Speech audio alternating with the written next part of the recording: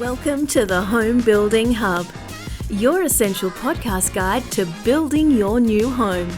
Hosted by industry experts Colin Bischoff and Darren Brennan, this conversational podcast will help better educate you about all things new home building so you can avoid costly mistakes and enjoy your building experience to the fullest, no matter which home builder you choose. Hey there, folks. Welcome to the Home Building Hub. You're with Colin and co-host Darren Brennan as always. And today, Darren, we're going to talk about pools. We're going to talk a little bit about, I guess, if you're building a house, already built a house or it's on the cards, we're going to give you 10 tips in 10 minutes or 10 points in 10 minutes just to help you understand from a builder's point of view some of those things to better prepare for that will help you out with your process of getting a pool installed at some stage. Daz, how are you?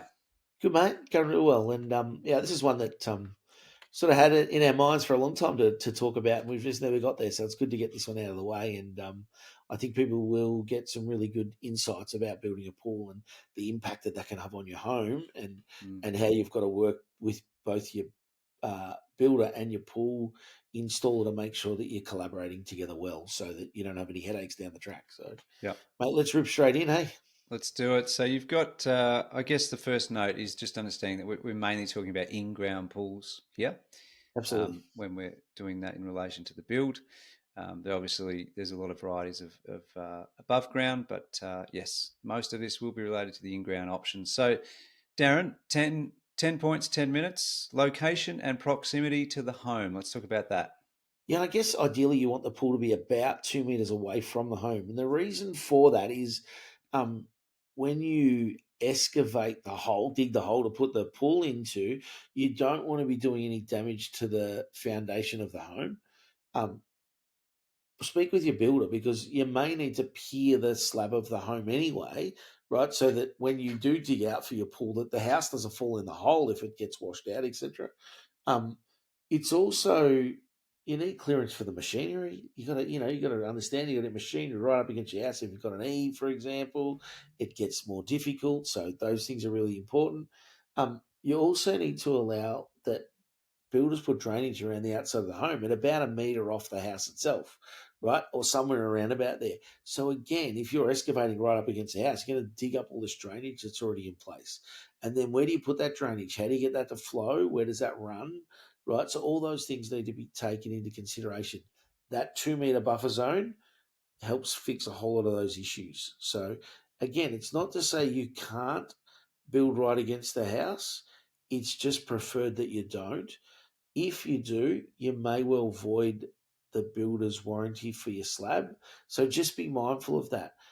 Also, don't do what I had a customer do many, many years ago, is halfway through the build, it was Christmas time, they went in, dug a hole for a pool right against the home, right? It rained a lot. One, they shouldn't have dug a home next to done that whilst the house under construction without letting the builder know.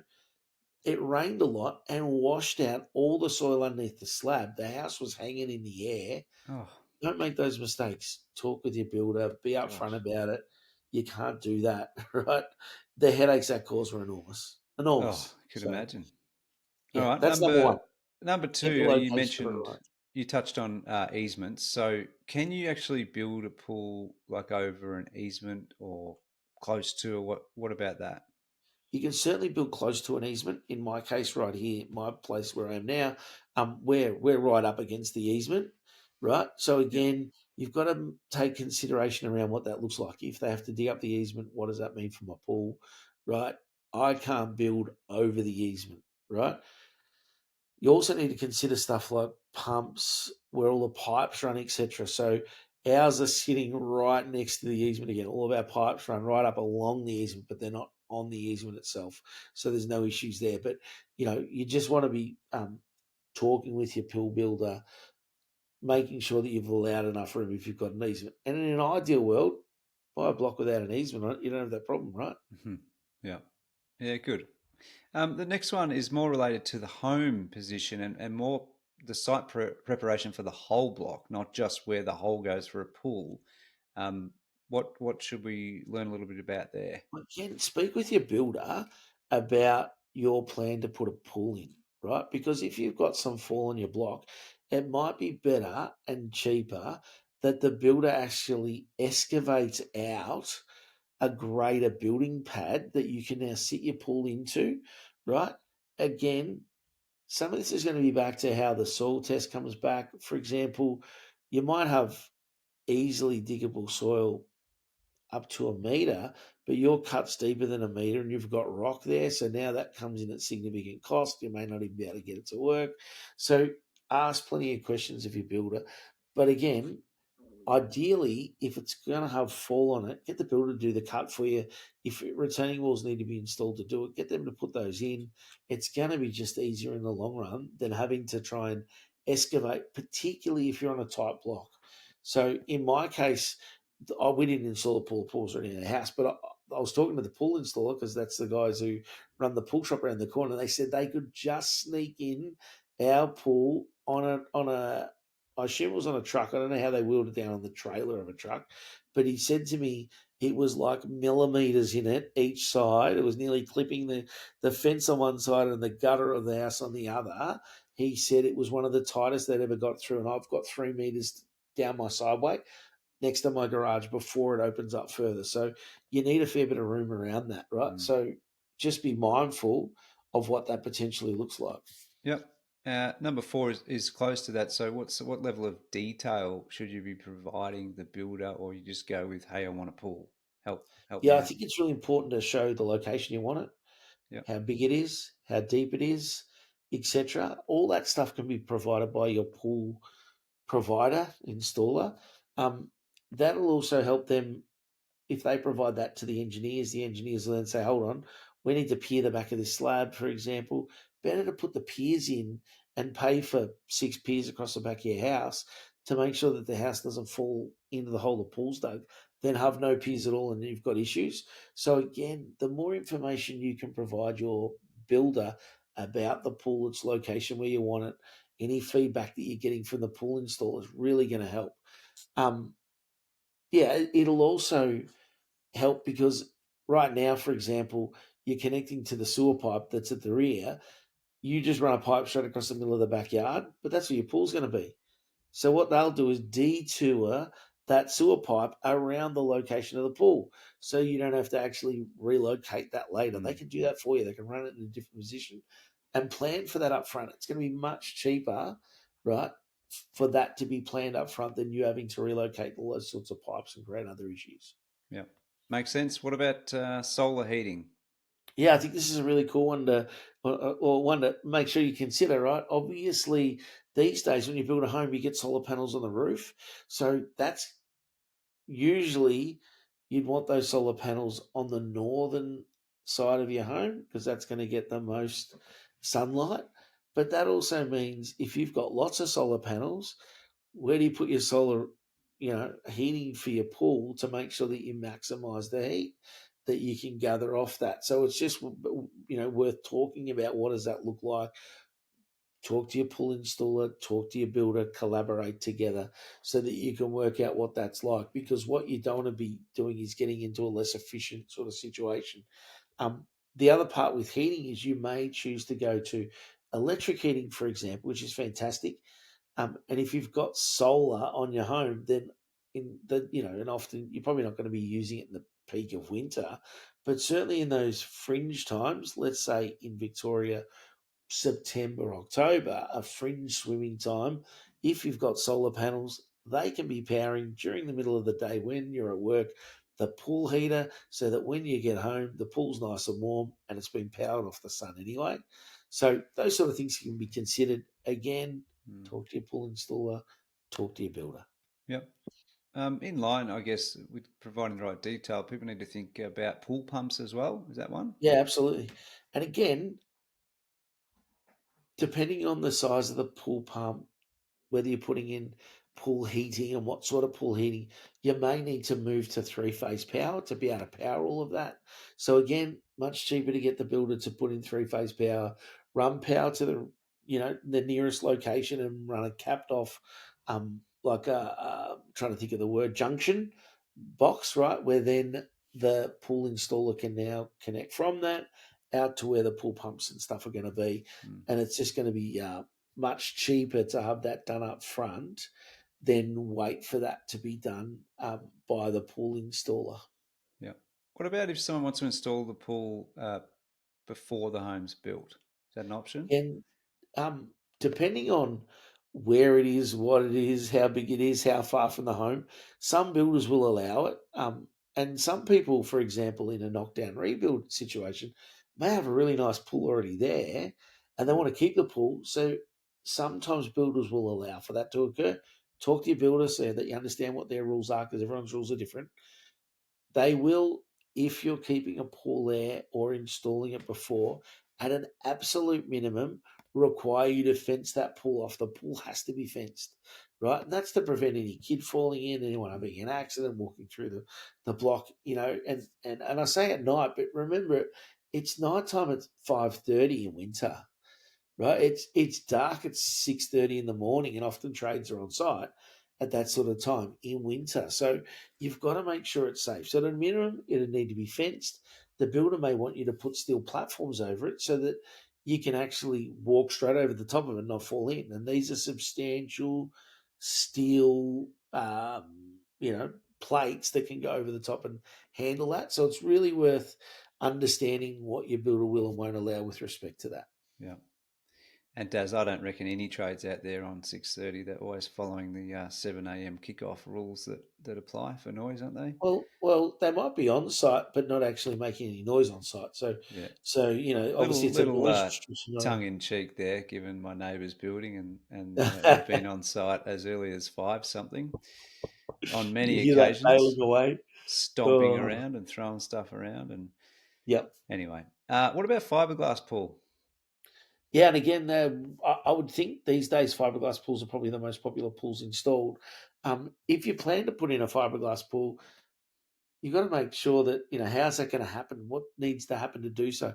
Quite often they're craning this big pool, and it doesn't sound like it's big, but they're big. Yeah, They're a big big.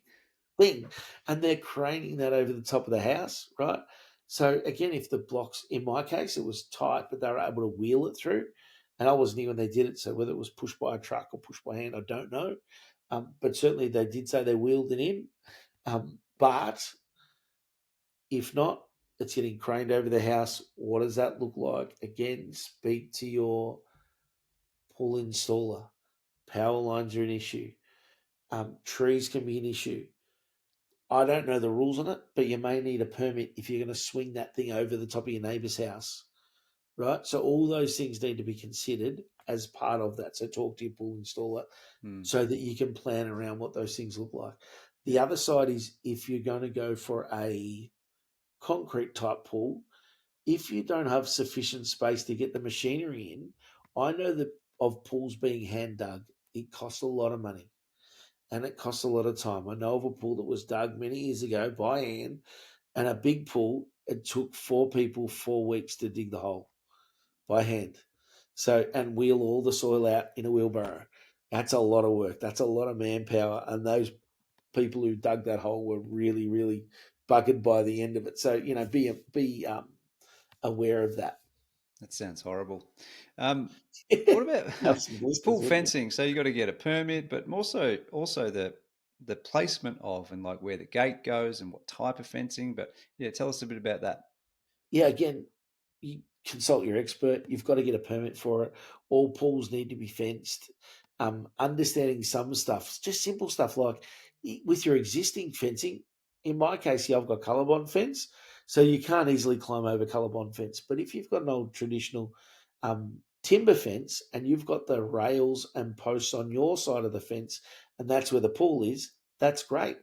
But if it's on the other side of the fence, then you may need to have a fence next to your fence so that the kid next door can't climb up over their side, jump into yours, jump into your pool. So you've got to be really mindful of what that looks like. The other part is the pool fencing. Where do you put it to make it work? Is it right up against your outdoor room? You know, do you need to put a weird fence around just your sliding door so that you can get outside and then open the pool fence? All these things need to be considered. So talk to your builder, talk to your pool installer. you might be better off having a sliding door on the side and a window on the back, where the window can look into the pool area, but the sliding door gives you access out to the backyard. Then you have a smaller gate, that works really well. So those sort of things need to be considered. It's really worth, again, thinking about this stuff before you build and before you install a pool, then thinking about them afterwards and being disappointed with the outcome. Yeah. Number 10, last one. What about the power connection? Yeah, again, I probably mentioned that one earlier, actually, not doubling up a bit, but you can actually have your builder run the power out to that area. So talk to your builder about doing that, getting the power out to that location, and that'll just save you some money. Saves on some of those additional costs later, and again, installing the right amps for that, etc., based on the size of the pumps, all that sort of stuff. The other part, if you are putting the pool on your plans, it will be considered as part of the whole of home approach to the energy rating and of your home. So it may mean you need to put a slightly bigger solar system on your roof because you're putting a pool in, for example. So again, just be mindful of what that looks like. Talk to your builder how best to handle that so that it's done really well and you're not getting any surprises. So that's those, Excellent. mate. Well done. That's the 10 points. We didn't quite make the 10-minute mark, so apologies for that, people. But some good Close. value there. Just some pointers for everyone who's considering it. That should help. Daz, we'll try and get a pool checklist together and pop it on the Absolutely. resources page. We'll get that done for everyone. And it probably leads into a special guest we're going to put on, Daz. You want to cover that? Absolutely. So, on our very next episode, we'll have Walt Collins from Channel 10's Buy to Build and his brand new TV show, Pool Spa Life, coming to talk to us not so much about the installation of a pool and the sort of stuff we've just spoken about, how it's impacting the build, but more so working with pool installers and what are the trends in pools and what are some of the cool things he's seeing out there at the moment. If you haven't checked out his show, definitely do. It's on 9Life, called Pool Spa Life. Pretty sure it's at 4 p.m. on a Saturday. But well worth having a look at. I checked out an episode the other day, mate. Some of these pools are incredible. Mate, I've got a really nice pool, but nothing like some of the pools I've seen. Yeah. My Some pool's good, really nice because it's got water in it, right? Their yeah. pools are really nice because they look spectacular. Like, wow. Yeah.